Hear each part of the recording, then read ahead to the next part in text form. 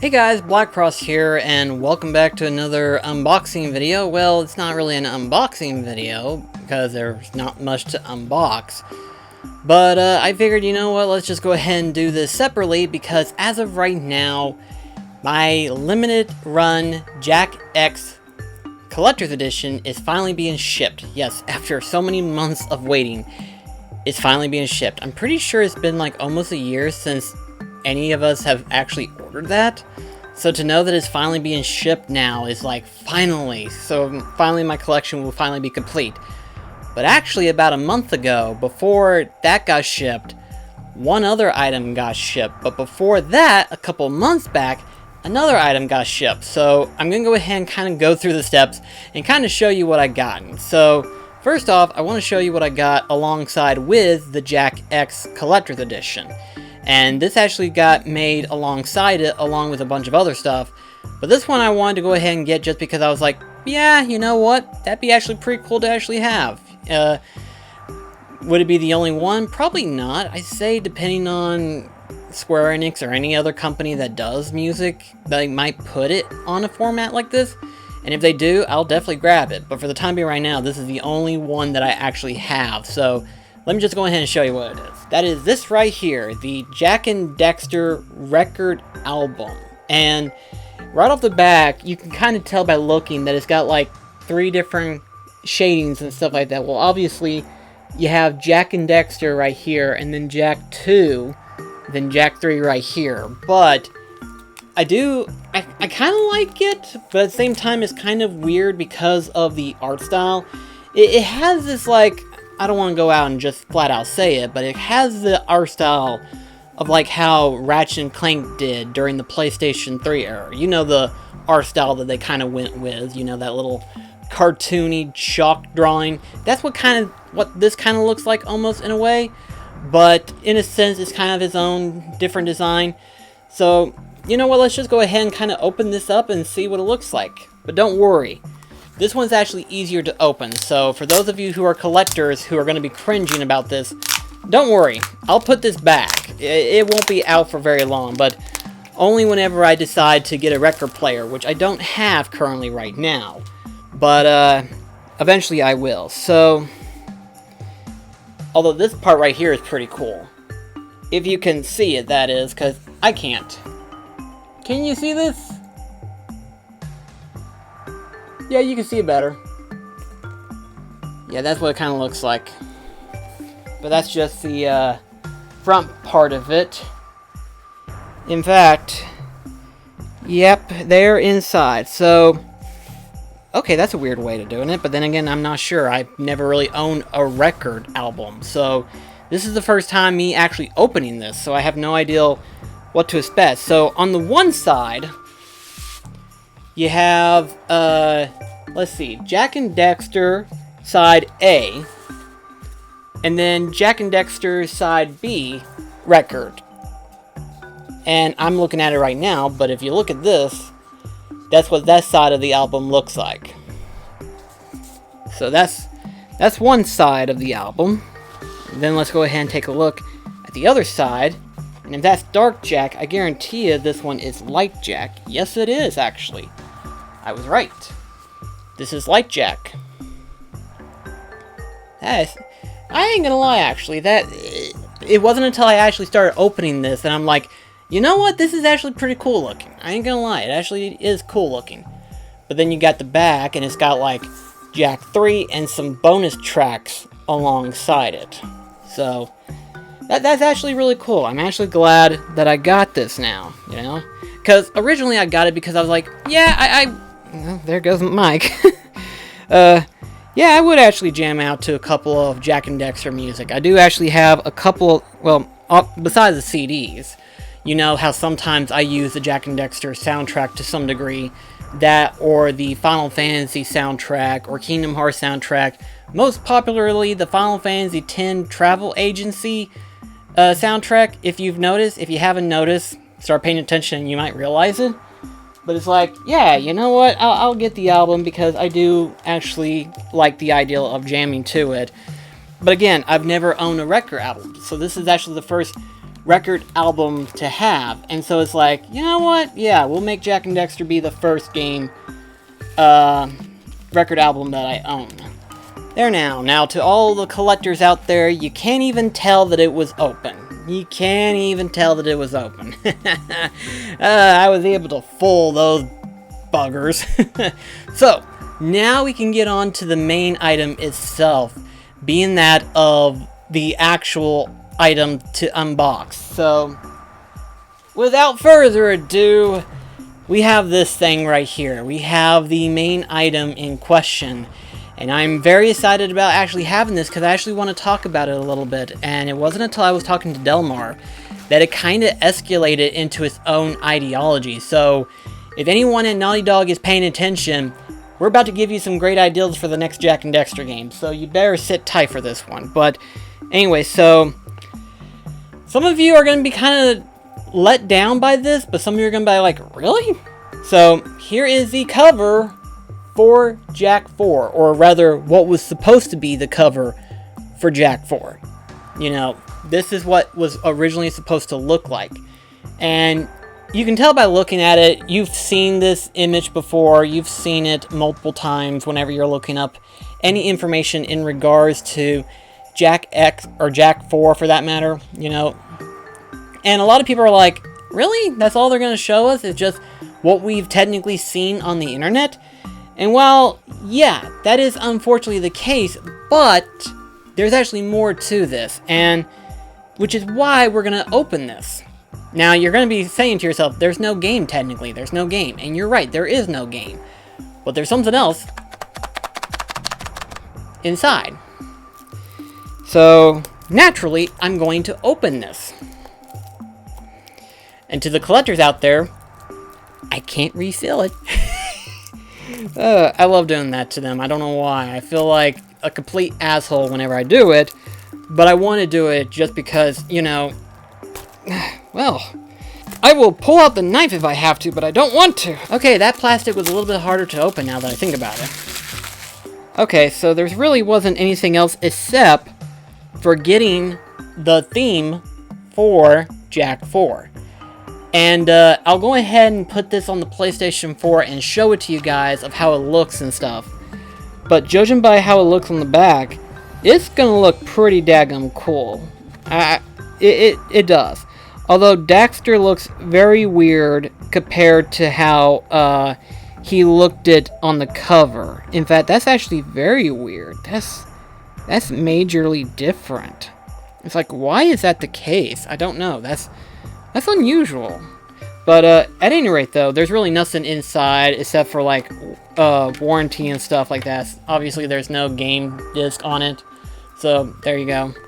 But you know, it's still cool to kind of get a concept ideal of what the fourth one was going to look like, and that this was originally the ideal. They were gonna go like literally the next gen realistic look rather than the cartoony style that they had for like 5-6 games. Yeah, 6 games, technically 6 games. Well, 7 if you count the PlayStation Heroes, but no one counts that, of course. But aside from that, though, I actually want to talk to you about Jak IV, really. I want to talk to you a little bit about it because, you know, after looking at some of the images in the past, you know, I've seen some small concept art and stuff like that. I kind of thought to myself, I was like, what is it that Jak and Daxter is known for so many years? You know, it's like, it's kind of shifted to some degree, you know? We went from the very first one, which is basically like, somewhat like that of a Crash Bandicoot, if you will. It's not completely, but it's kind of where you do objectives to get items, and then you collect precursor orbs to exchange for power cells, and you collect the power cells in order to progress through the world itself. And it's like, a lot of people will remember it because of just that, but a lot of more people will remember the advanced stages. Like, for example, the ability to have the entire open world open to you. There's no load screens. You're literally, you can start from Sandy Beach all the way up to Gulls and My Citadel. You can go all the way from forward to back, and there's no load screen. Plus, there's a day and night mechanic where it always shifts from day to night. So, again, back at the time, that was considered very advanced. Nowadays, we look at it as like a niche type thing, but it's like, it was really revolutionary back then. Technically it was, you know? And so it's like, they continue that throughout the Jak and Daxter series, at least through the second and the third one. But after that, they hadn't really done anything else beyond that, you know? They did Daxter for the PSP, and then technically they did Jak X, which was a racing game. And then Jak and Daxter The Lost Legacy, which was for both PSP and PS2 technically. I might do a PlayStation 2 Legacy on that one now that I think about it. But, aside from that, the fact of the matter is that all those games were the only ones that technically Jak and Daxter had. And they were all during the PlayStation 2 era, you know? Record PSP, but that's beside the point. The point is, it only came out around that generation. So, you know, when you think about it, what is Jak and Daxter known for? Well, vast open exploration, platforming, shooting, occasionally, but mostly fighting. And I thought to myself, I was like, what if we could go back to that style? What if we can go back to Jak 1 style, you know? Record, let's change it up a little bit, but go back to what it was. No, we wouldn't be collecting precursor orbs, obviously. It would still be scarce because technically this is a sequel. But then it's like, what if we changed the formula completely, you know? From where we had the guns, but you still had the platforming, you still had the hand-to-hand combat. But let's change it up a bit, you know?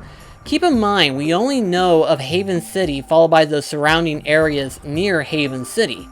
We don't really know anything outside, you know, beyond the trees, beyond the ocean. We don't even know if there's another thing. In fact, Lost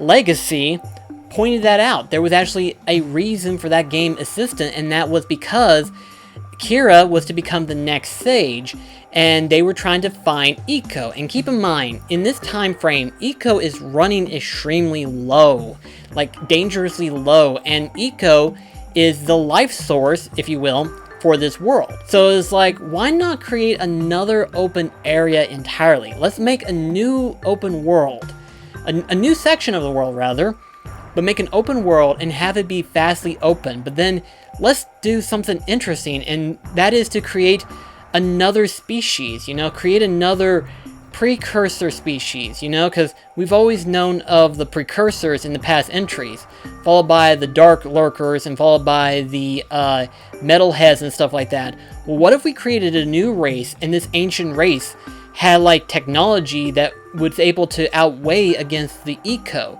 You know, it could self-create itself, self-energize itself. And then it's like Jak and Daxter stumble upon this world, or this section of the world. I keep saying separate world, but you get what I'm saying, this new area, this new land. And so they're able to roam around the land and everything like that, explore it, learn about it, you know, check out all these different ruined temples, these different ruins and stuff like that.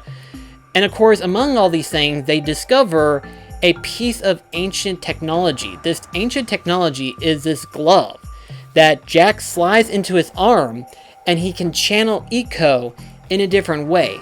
You know, you're still doing the same thing you would in Jak 1, but you're doing them differently. So like, say for example, obviously, the yellow Eco is known for shooting fireballs out.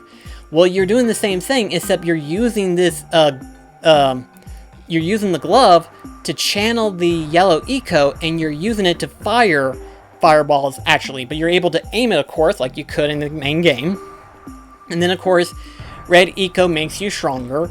Well, what can we do with the red Eco in this game? Well, why don't we have it to where you can not only move heavy obstacles for platforming and stuff, but also bust through walls or bust through any type of destroyed matter and stuff like that in order to gather materials and stuff. I better be careful whenever I say that, because some people may think that it's kind of like going into Breath of the Wild, which it seems like it is in my head, but I'm trying to make it as different as possible. I'm trying to encourage open exploration again for Jak and Daxter, because my brother and I was talking about it, and we both agree that Jak and Daxter, we both love it because of the open exploration that it has. And it still has it, you know, it has it in 1, has it somewhat in 2, but 3 has it majorly so, especially in the desert area. It's one of those things where he's like, I want to try to reinvent the exploration again into Jak and Daxter, but bring it into today's generation, obviously, which is open concept world. But also, too, back to the whole eco thing, but then you got the blue eco. But instead of it making you go faster, what if we made that magnetic? You know, because technically, the blue eco, it shows off like some kind of electrical magnetic field to it. So why don't we have it blue eco channel magnetic wave to where you can use it to pull metal pieces off, or to use metal pieces in order to build up a bridge or something like that, or even for that matter, use it to throw at enemies and stuff. You know, I'm trying to reinvent Jak and Daxter to where we can see more of the world, but get more interactions with Jak and Daxter. I just want to see Jak and Daxter again, so I'm trying to kind of fuel a kindle that has been lost for so many years. Keep in mind, it has been 2 generations since Jak and Daxter had their own game. Yes, they have been in several games. They've been in the PlayStation Heroes Move thing, and then they've been on PlayStation Battle Royale, but really, who counts those? In fact, as far as I know, those were more or less of the lesser enjoyable stuff. But it's like they didn't have their own game after Lost Legacy. And so it's like, I want to get it back. I want to see it come back again in today's generation. I want to see what Naughty Dog can do. And from what it sounds like we may not see a Jak IV for quite some time, because they're obviously talking about how, you know, there's an Uncharted movie that's going to be coming out sometime. As to when, we don't know. There's also talk about how after The Last of Us Part 2, they're now going to do another video game story-driven type thing. They haven't announced it if it's a new IP or if it's a continuation of Uncharted or The Last of Us. But really, I want to see Jak IV. But the thing is that I don't want them just to hop onto Jak IV because we want Jak IV. I want them to jump on it because they feel refreshed, they feel like they've got new ideals fueled, and they want to go back into the realm of Jak and Daxter. I would love to see that, but really, I don't think we're going to see that anytime soon. But at any rate, though, guys, let me know in the comments below what do you think. I personally would like to hear what you have to say, and like I said, the Jak X Collector's Edition should be on its way, so hopefully within the next week or two, we will hopefully get to unbox that bad boy. I hope so, because I'm looking forward to it. But anyway, guys, thank you so much, and I shall see you in the next video. This is BlackCross signing off. Catch you guys later.